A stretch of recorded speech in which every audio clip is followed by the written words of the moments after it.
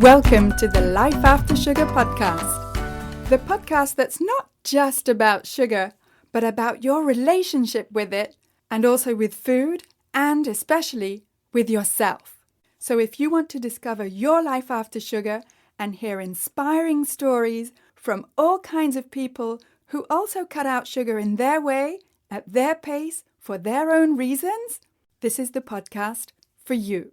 Because when you take away the sugar, you can finally discover the real sweetness in your life.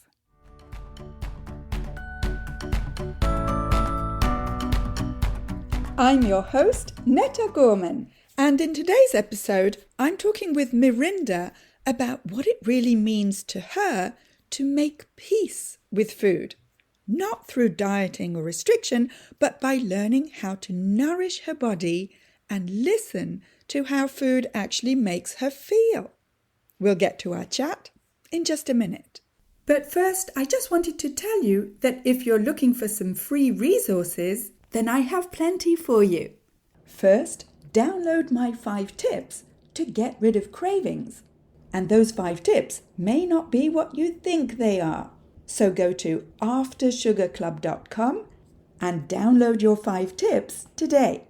And while you're at aftersugarclub.com, why not take the cravings quiz? I created this cravings quiz specifically to help you start thinking more deeply about what triggers your cravings.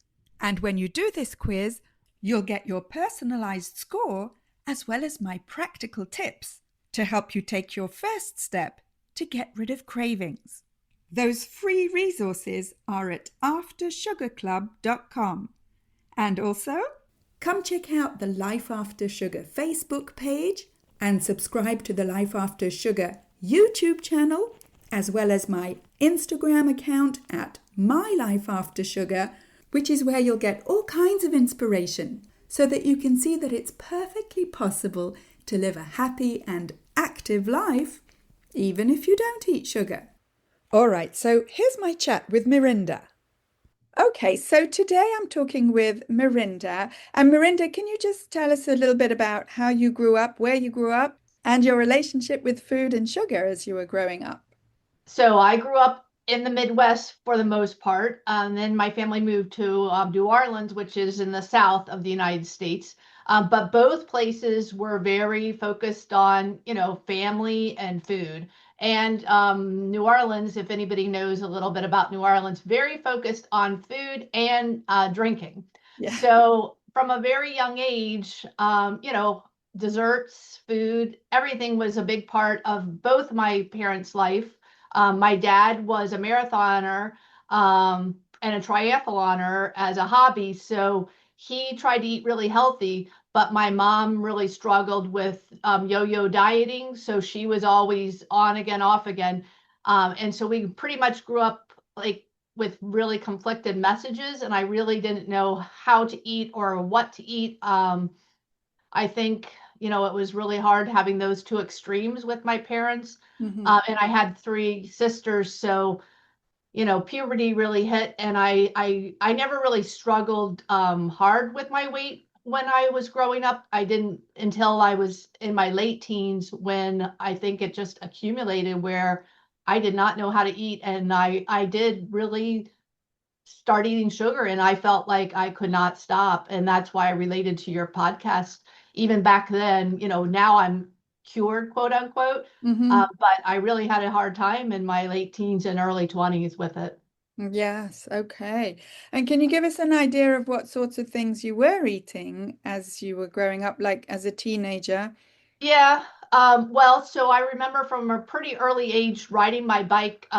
When we lived in Indiana, I'm 56. So during the 80s in the United States, we were called free range kids now. Looking back, everybody's like, amazed at the freedom we had. And I just would ride my bike like probably 10 miles to the grocery store and, buy candy probably every day, Mm-hmm. or take myself to ice cream. And because back then, we didn't really connect our mood to sugar, we didn't connect even our weight to sugar. And since I was a teenager, I had a pretty high metabolism.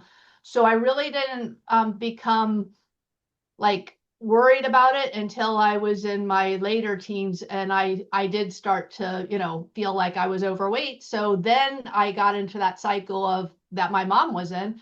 I would restrict and diet and not try to eat not any, but then I would eventually eat some, and then I would just, want it all the time. So it was a really mentally, I think, hard pattern, but also physically on my body, because I was never just eating good food. I was eating all those empty calories and sugar, or I was, eating too little and no sugar. Hmm. So you would And I crave think the sugar. my mom kind of modeled that. Plus, during the 80s and 90s, we were all big on low fat. So it was even worse. Yeah. Like the carbs and the sugar, we were just on that roller coaster. And were you aware of it, or were you just kind of following your mom's footsteps? I think the only way I was really aware of it is that I knew sugar made me feel more depressed, and it it was probably contributing to my weight gain. I think that's all I knew back then. I mean, now at 56, I'm like, wow, if somebody would have helped me back then, I mean, my whole life would have been different in terms of my mood, um, and in terms of my self-image, but I don't think I was really aware of the effects that it was having on me. Hmm. And so when did you start to become more aware, not only of the specific role of sugar in your weight and generally your life, but also what you could actually do about it? Yeah, so when I became a like later 20s, well, I guess it was early 20s actually. I was in college. I had finally left New Orleans. I felt like that just was not a good place for me. Even though I was in college, I was kind of an old soul, and I just knew like I can't stay here. I didn't drink a lot. I was struggling with, the um, yo-yo dieting at the time, but I didn't really drink a lot. I just knew the environment was not health supportive. So I transferred into college up in Pennsylvania. And I just remember distinctly one day saying to myself, like, God, I can't do this anymore. I cannot think about what I'm eating all the time. I can't have these cravings all the time. I can't feel bad about myself anymore. And I was like 5'8" and probably weighed 155, but I thought I was really overweight Hmm. because of the stereotypes in my head. And I said, I don't care what I weigh. If I weigh this much for the rest of my life, I just want this taken from me. I can't handle it anymore because it just ruled my life. And I just remember from that moment on, like walking out of it, and I just kind of started eating normally. And I would like have, my 3 meals. And every night, there was an ice cream shop right by me, and I would have like one scoop of ice cream, and that was it. And after that, like my weight did come off, and I graduated from college and I entered an adult life. But I still did struggle because, I would want it more. If I ate a little bit, like I'd always want more. So I didn't really conquer it totally Hmm. until I was 46 and I got really sick. I had quite a few diagnoses, and I knew learning how to eat healthy would help me. So I really dove into nourishing my body, not for weight loss, but for health. And that's when I learned to eat and avoid sugar so that my blood sugar was steady and my mental and physical health was in better. And at that point, I was finally able to walk free of it. And I was like, wow, this is worth any freedom, any sugar that I could taste, it's worth being free of it. Yeah. So I was 46. So it was basically 10 years ago Wow. that I stopped and was able to not think of it as in terms of for weight loss, but as so I didn't have to have those thoughts anymore. And And I didn't, yeah, it was very freeing. that's quite a big shift from going from thinking about weight loss, which let's face it, a lot of us women spend our lives doing, to Yeah, thinking about not just your health, but your well-being. yeah. How did you actually shift from one to the other? I think I felt it first. Like I really started eating in a way. I started eating healthy fats probably for the first time in my life.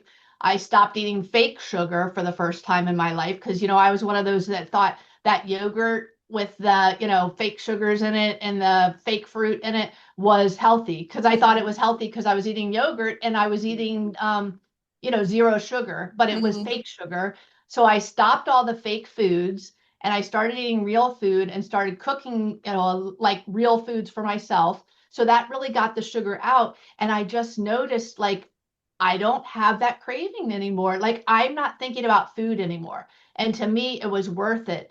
And as long as I eat, protein and fiber and good foods, like I am free of cravings. I can celebrate my birthday now and not think about, what am I going to eat?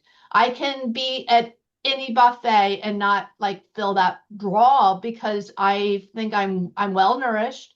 And then I'm also mentally, I just noticed like how much better mentally I was feeling. So I just think it kind of clicked. And I did read a lot of books, honestly. I'm a big reader.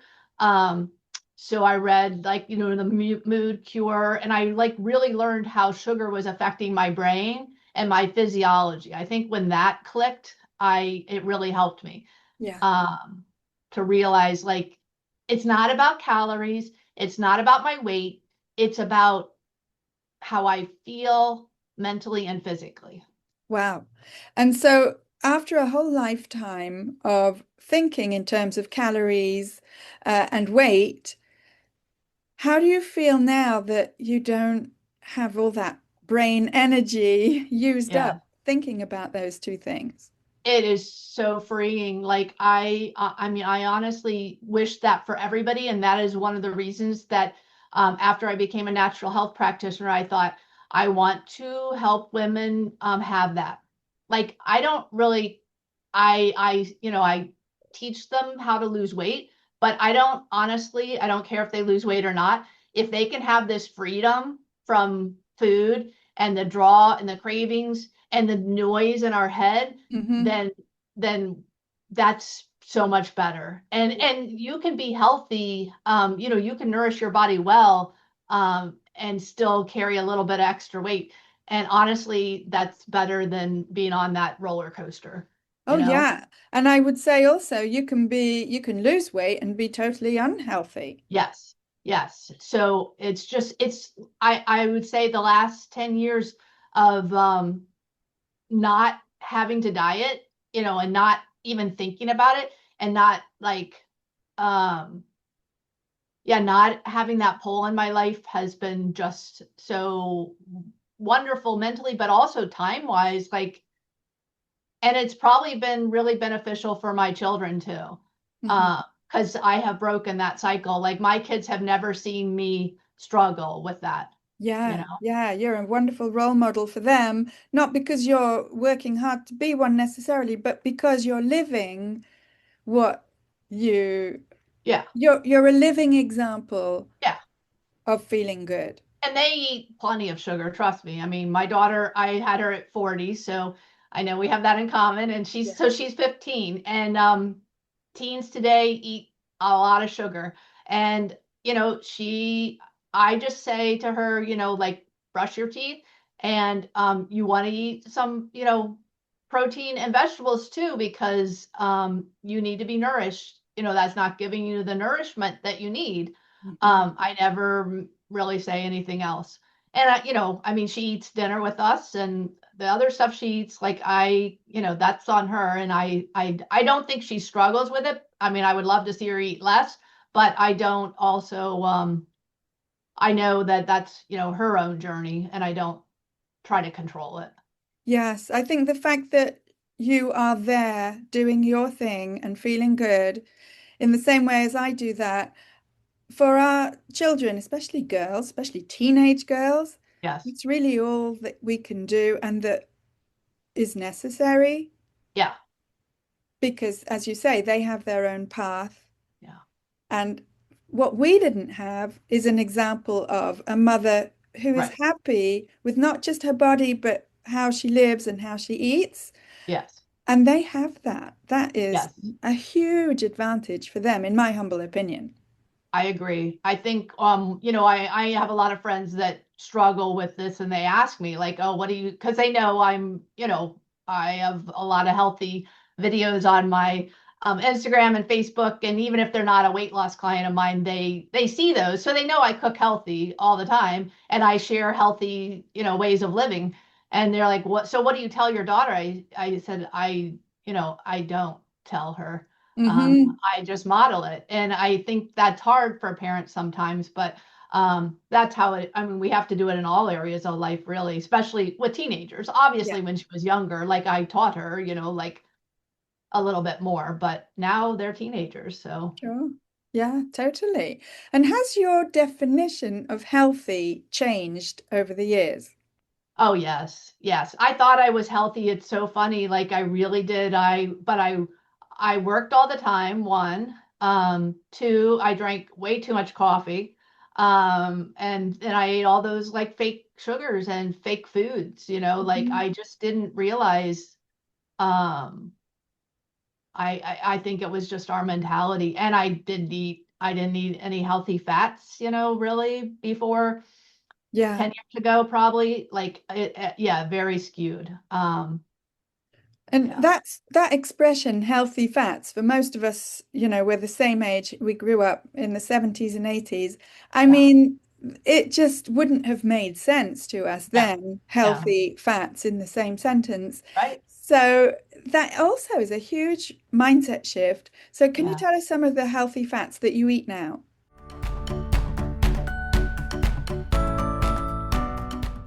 I want to take a quick break to say that if this is your first time here, then welcome and thank you for listening to this podcast. And whether you're new or a regular and you haven't yet rated or reviewed this podcast, could I ask you to scroll down and tap on the stars to rate this podcast and also to write a short review to let me know how this podcast is helping you in your life after sugar. I love reading your reviews. And when you rate and review this podcast, not only does it encourage me to continue making new episodes, but it also helps to share this podcast and have more people see it so that we can help more people feel better and lose weight with less sugar. So again, thank you for rating and reviewing this podcast and for spreading the word about sugar.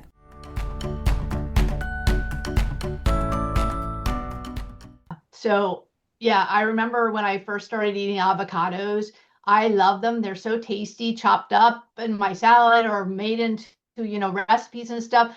And I remember thinking, I can't believe I'm eating this because I know how much fat is in this, and like you said, if you're brainwashed from the 80s and 90s, like you're like, wow, this is, or olive oil. So I try to eat probably a fourth of an avocado to a half an avocado every single day. In olive oil, I drizzle it, on my salads. I do cook with it at low heat. Avocado oil, I do eat coconut oil too. I love it for roasting my vegetables. And that makes such a big difference in my vegetable life. And that's what I teach people. A lot of people think they don't like vegetables, but it's just the way we were taught to fix them. Mm-hmm. If you roast some sweet potatoes with some cinnamon on them, talk about, I mean, that to me, that is like a treat. Um, so wonderfully tasting. I roast, especially in the fall here in the United States, squash. If you put a little bit of healthy fat with it, like a coconut oil or an olive oil, it just enhances the taste of the vegetables so much, and it's so good. Yeah. I am very big on roasting my vegetables or enhancing them with the healthy fats, and then some herbs too. Just changes everything. But I use them to make my all my other foods taste better, basically, but Yeah, especially my vegetables. fantastic. And I guess your definition of treat has changed. Definitely. Yeah, I'm kind of working on that with my ladies because everybody, it's really hard because we do want to have quality of life foods, like foods that we, just love the taste of. Um, so yeah, it definitely has. I have shifted to um, this tastes good, but it still keeps me feeling good. Because I know when I eat junk food, and I'm not probably as pure as you in terms of like I did go sugar free for 3 years straight. Wow. Literally not any sugar in anything, like not, how people like say, oh, they eat ketchup, not even ketchup, like nothing. But Mhm. after that 3 year period, I did have it occasionally. And I can have it occasionally without relapsing, like, kind of think of it like I used to be, where I'd eat it and then I just want it forever and ever. But Mhm. for me, yeah, having a treat like at Thanksgiving, like I make something that I know is really tasty for me, but it doesn't have processed sugar in it. Gotcha. Um, and it still has some nutrition in it too. But that I don't make it because like it's a diet food or I have to. I can still eat that junk food but I just don't feel good. I Yeah. want to feel good. Right. I don't want to feel any different after Thanksgiving or Christmas or any occasion than I did the day before. So Mhm. that's why I make sure my treats are, with things that are going to make me feel good still. Yeah, that sounds really amazing. And do you feel restricted or deprived? No, and that's really key. And that's what something I really work with my ladies. You have to have that mindset shift or else you don't ever make it. If you don't have that mindset set shift of I am doing this for me, so I feel good, I nourish myself well. This is the most loving thing I could do for myself. That's why I don't like the word treat, but I haven't found a better word. Um, I'm treating myself to the best way of feeling, then like we have to get there. And I really I think I have because I don't ever feel deprived. Like I can, for example, my son got married 2 years ago, and I went to his wedding, and everybody was drinking champagne and eating all the desserts. They had a whole buffet of desserts, and I did not feel deprived. I was so filled with like just joy for my son and his daughter-in-law and all the people there. It wasn't a second of deprivation at all. That sounds fantastic, and congrats to your Yeah, son. yeah, it was wonderful. Yeah. And I feel the same, a lot of people say to me, relax, let go. You can have a treat from time to time. And I'm like, what's the point of having a treat from time to time? I have Yeah. treats every single day. It's just that my Yes. treats don't include sugar. Right. Yeah. And I mean, for me, like I this year for my birthday, I did have something, and it is a few days, honestly, of like me having to reset a little bit. If you do have, for me, if I do have regular sugar, um, that it does spike your blood sugar. I mean, it does reset your hormones a little bit, especially when you're over 50. Like we are much more sensitive to it. So it was like 3 or 4 days of reset for me where I did have cravings afterwards. So Yeah. why go through that noise and that burden and bother when there's so many other ways. It's just my husband bought me the treat, and so I made a choice. I made a choice. I will eat this. And it didn't start like a cycle of me eating more. It just was 3 or 4 days of me like, oh, I'm really craving some sugar because I had sugar. It Yeah. wasn't a mental, it was a physiological response, which everybody has. So it's just easier for me to not do it at all. Yeah. Like that's Totally. how you live. Yeah, exactly. And you mentioned me being pure, which I want to just reassure you I'm not, in the sense Okay. that whether or not I eat sugar has nothing to do with my so-called purity, Yeah. right? And so if I happen to unknowingly eat a little bit of sugar or some flour or whatever, all it means is that I had a little bit of sugar or flour. It means Yeah. nothing else, and it says nothing about me. Yes. Yes. And that's true. And that, yeah, it's just a physiological, I feel like for me, a physiological response I feel in my body a little bit different. Yeah. And what And I I do talk feel a little inflamed too, Okay. honestly. Yeah, yeah, yeah, I get you. Me too. And this freedom that both of us talk about, for me at least, it's not so much about what I eat or don't or don't eat. It's about how I feel. And I Yes, hear that from you as well, right? definitely. And Yeah, it's like, for my case, if I don't want or miss sugar, right. then I feel free. And Yes, that for me is separate from what I actually eat or don't eat. definitely. Yes, I agree. Yeah, that's key. And yeah, I think it's getting there, walking through those steps, I guess that, we went through to get there. Yeah, yeah. And for me Because personally, I didn't even know I was walking through steps. I was stumbling along, I think. yeah, well, it's great to have a guide like you though. I Yeah, mean, honestly, because you know what, when we were doing it, it still was back in the diet culture, and the diet mindset and the mentality. Yeah, if you didn't eat sugar, then you were like, yeah, restricting because you wanted to lose weight or some other reason. Like the health movement has, done a lot of really good things. But yeah, not everybody's free yet. yeah, totally. And that's right. And so it's like that. I feel that the diet mentality is like if you're not eating any sugar, you're restricting yourself. And Yes, my point of view is, hey, don't tell me how I feel.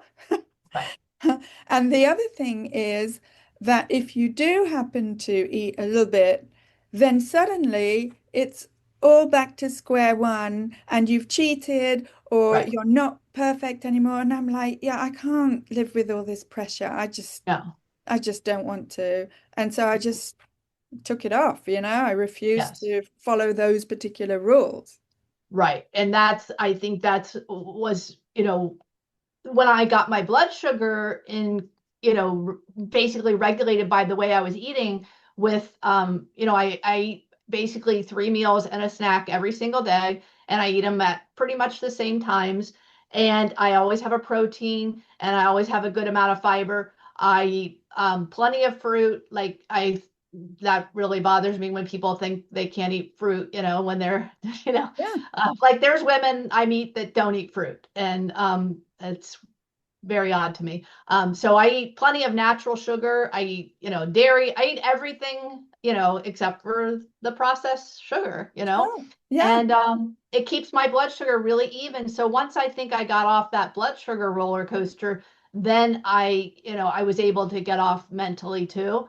yeah, And yeah, I mean, and since it really only affects my blood sugar now, I can eat sugar and not gain weight too. Like yeah, people think, oh, automatically they're gonna gain weight. I have a really stable metabolism because of the way I eat and exercise. I don't over exercise. I just walk every day, nothing extreme. I don't I don't deprive myself of any food. I just don't like the way I feel when I eat sugar. yeah, yeah. And the way, like, we have this in common where we don't eat the processed foods, but in the nuts and bolts of it, you say you eat 3 meals a day and a snack. For me personally, I'm not hungry 3 times a day, so I eat twice or sometimes once a day, just according to my hunger. Yep. Don't I personally don't eat that much fruit because I just don't like the taste of Right.